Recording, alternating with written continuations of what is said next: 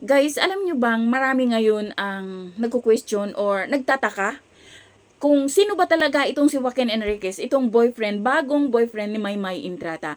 Kasi guys, maraming nasa comment section na nagtataka yung mga netizen na sinasabi nila na saan ba galing itong si Joaquin Enriquez? Sino ba itong si Joaquin Enriquez?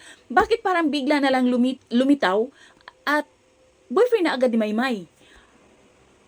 Sino ba to? Saan siya galing? Parang maraming question ngayon yung mga netizen. Yes, ako din naman, nagtataka din ako, sino ba itong si Joaquin Reyes? Kaya napastok ako, tiningnan ko kung saan ba to? Saan ba siya galing?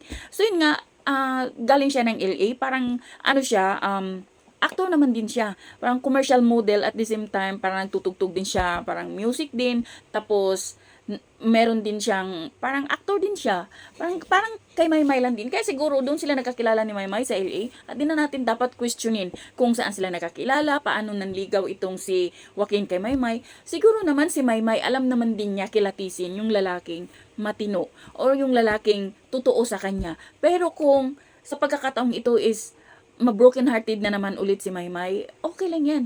Kasi every time na nagkamali tayo or masaktan tayo, di ba doon tayo natututo, doon tayo nakakakuha ng lesson na, di ba, kaya hayaan na lang siguro natin si Maymay. Basta ang importante sa ngayon, magkasama silang nag-celebrate ng Christmas at masaya si Maymay sa piling ni Joaquin. Hay! Sana all na lang masaya.